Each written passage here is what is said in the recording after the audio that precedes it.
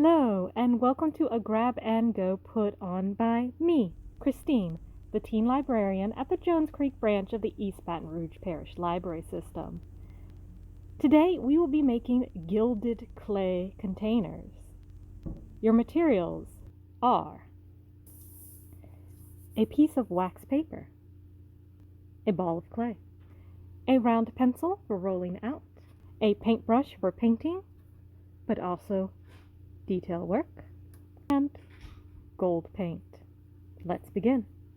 When you get your clay, make sure that it's thoroughly mixed together and warmed up by kneading it between your hands. If any parts of it have dried off, you can add some water to your clay to rehydrate it.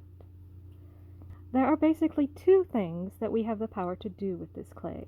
We can either roll it out flat into slabs and build something from that, or we can roll it out into little snakes and do a coil style design. I think I'm going to do a combination of both for demonstration purposes. And what I want to do is a long, skinny piece that I can use to hold my pencils.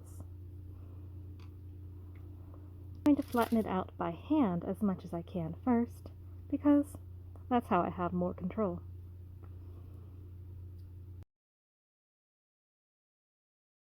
You can roll straight onto the clay like this, but for this one, I'm going to fold my wax paper in half and roll it in between in a sandwich.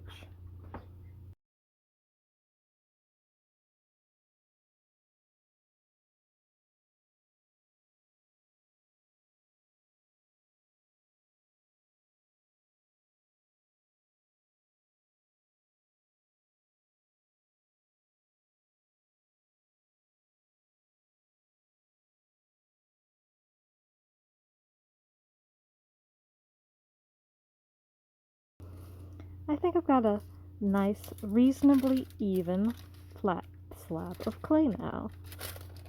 So I'll peel that off and leave it to the side. I will want to trim this into a more oval shape because that's what I want in the end. But we can leave that until a little bit later and work on our snakes.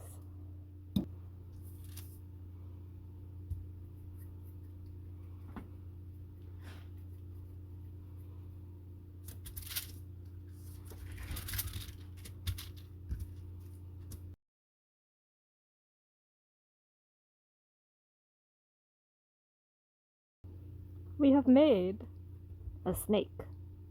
Let's make more. I have made the decision that I would rather clean my table than roll on a moving surface.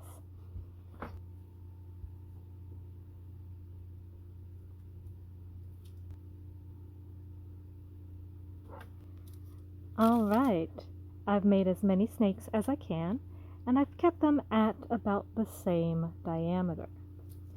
Here's my slab, and I think I'll use the lid from my paint to plan out the curve of the end.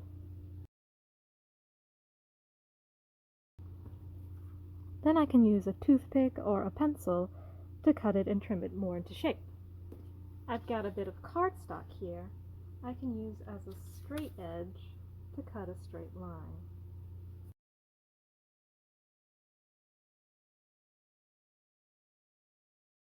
Now I've got more clay I could make into a snake, but let's see what I can do with the coils I have.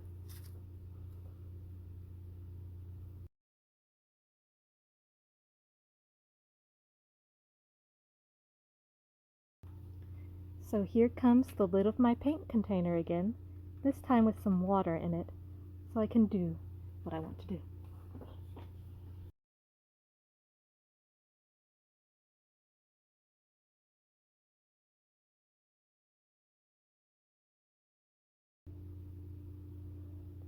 Before I put it somewhere to dry, your project must be completely dry before you move on to painting. And this little extra bit, I think I'll make something cute with it later. As long as I keep it in a nice sealed plastic bag or container, It shouldn't dry out too much, and if it does, I could add more water to it. Hello! After a day and a half, my beautiful ceramic pencil holder is done, and then I smashed it by dropping it. So, mine is held together with a bit of glue. But hopefully yours will not be. A bit of advice: make the walls thicker so that they're a bit stronger and resistant to smashing. You will be amazed to know that gilding this just involves getting paint on your paintbrush and covering a bit of it in gold paint. Which part of it is up to you. You could do the inside bottom. You could do a rim around the top. You could do a rim around the outside. You could do little wiggly waggly designs. You could do the little cracks between your folds. Whatever. Let's see what I end up doing.